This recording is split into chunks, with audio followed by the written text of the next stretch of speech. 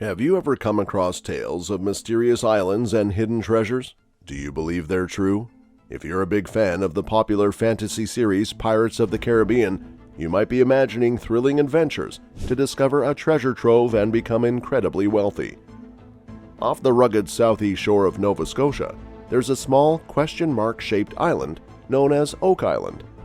This island has been the setting for a perplexing mystery over 2 centuries, starting in 1795. It all began not long after the era of pirates along the Atlantic coast, when tales of buried gold treasures left their mark. People have been trying to uncover what's hidden at the bottom of a mysterious pit known as the Money Pit. They used various tools and spent around $1.5 million on their efforts. Despite over 20 attempts, no one has been able to reach the bottom. Every time they got close, torrents of water flooded the pit, dashing their hopes. It's now known that the Money Pit has a clever system of man-made flood tunnels connected to the sea, acting as a defense mechanism. However, the identity of those who dug the pit and their reasons for doing so remain a mystery. Legend has it that the Money Pit on Oak Island could be hiding the loot of Captain Kidd, who was executed for piracy in 1701. Other theories suggest it might hold the treasures of notorious pirates like Blackbeard and Henry Morgan, the French crown jewels carried by Louis XVI and Marie Antoinette during the French Revolution, or even missing manuscripts of Shakespeare. Whatever it may contain, few treasures have been pursued with such determination and curiosity. Let's take a deep dive inside the Oak Island Money Pit. About 200 years ago, the quest for treasure on Oak Island began when a 16-year-old named Daniel McGinnis from Chester, Nova Scotia. He had paddled to the uninhabited Oak Island in search of game. While on the island, he noticed a strange depression on a knoll.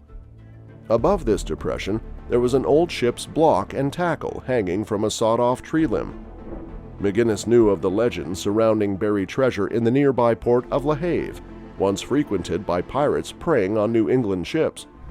Excited, McGinnis returned the next day with 2 other boys, Anthony Vaughan and John Smith, and they started digging. At a depth of 3 meters, they encountered a platform made of old oak logs. At 6 meters, there was another platform, and at 9 meters, a third. They could still see the marks of pickaxes on the flinty clay walls of the shaft. As the work grew more challenging, they sought assistance, but no one wanted to go near Oak Island. Rumors circulated that it was haunted by the ghosts of 2 fishermen who had vanished there in 1720 while investigating strange lights, so the boys temporarily gave up their quest. McGinnis and Smith settled on Oak Island, and in 1803 they formed a treasure company with Simeon Linds, a wealthy Nova Scotian.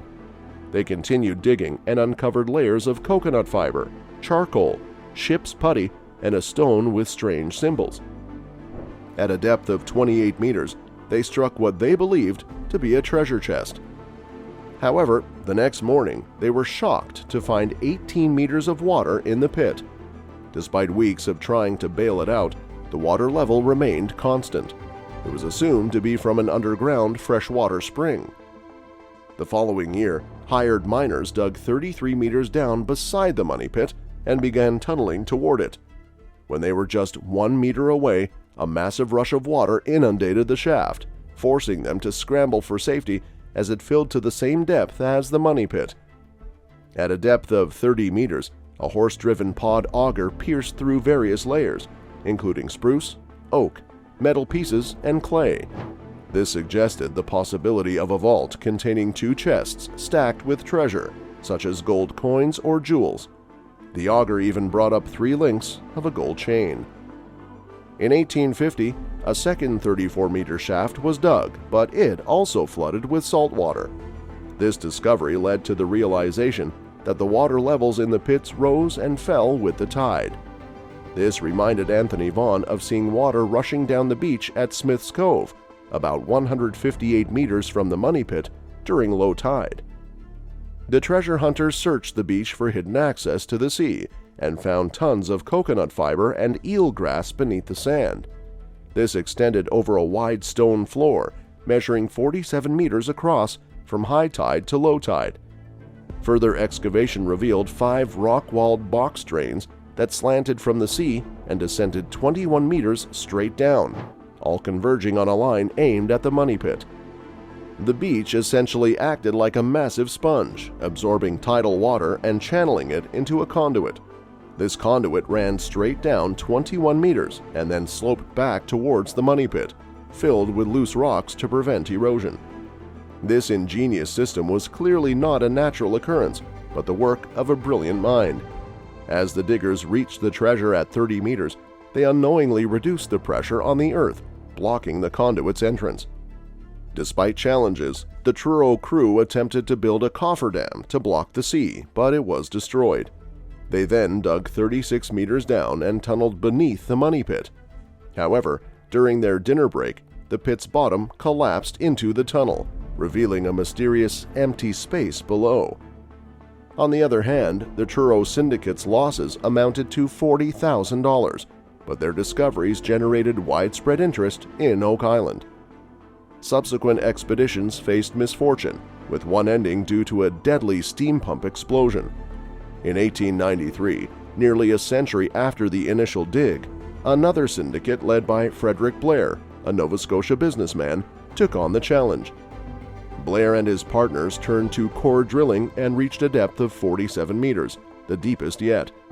They encountered 18 centimeters of cement, 13 centimeters of oak, 81 centimeters of metal fragments, and more oak and cement.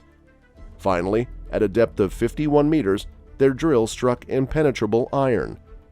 Blair believed that the drill's encounter with impenetrable iron indicated a treasure chest encased in primitive concrete, larger and deeper than those drilled in 1850. They found flecks of gold and a tiny piece of parchment with the letters VI on it. Blair thought this was more convincing evidence than doubloons and believed there might be a treasure of immense value or historical documents at the bottom of the pit.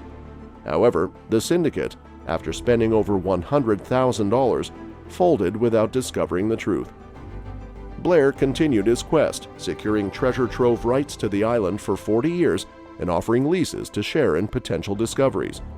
Engineer Harry Beaudoin, with backers including a young lawyer named Franklin D. Roosevelt, attempted to dig and drill in 1909 but found nothing. Beaudoin later claimed in a magazine article that there had never been any treasure on Oak Island. Over the years, several syndicates and individuals attempted to uncover the Oak Island treasure, including those from Wisconsin, Rochester, New York, and Newark, New Jersey, all of which failed. In 1931, William Chappell invested $30,000 into the money pit, but had to quit due to the Depression. Gilbert Hedden, a New Jersey millionaire, spent $100,000 more in 1936, but found nothing. Mel Chappell spent $25,000 on an excavation that turned into a small lake. He then leased portions of his rights to various treasure hunters, including Robert Restall of Hamilton, Ontario. Restall, a steelworker, moved to Oak Island with his family in 1959.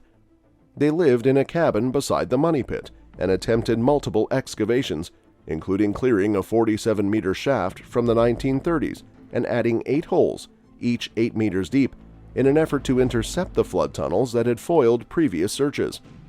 To finance his treasure hunt, Restall sold about half of his half-interest in any potential treasure to friends and strangers who showed interest. He estimated that his quest for Oak Island's treasure cost nearly $100,000, which included savings and 5 years of hard work.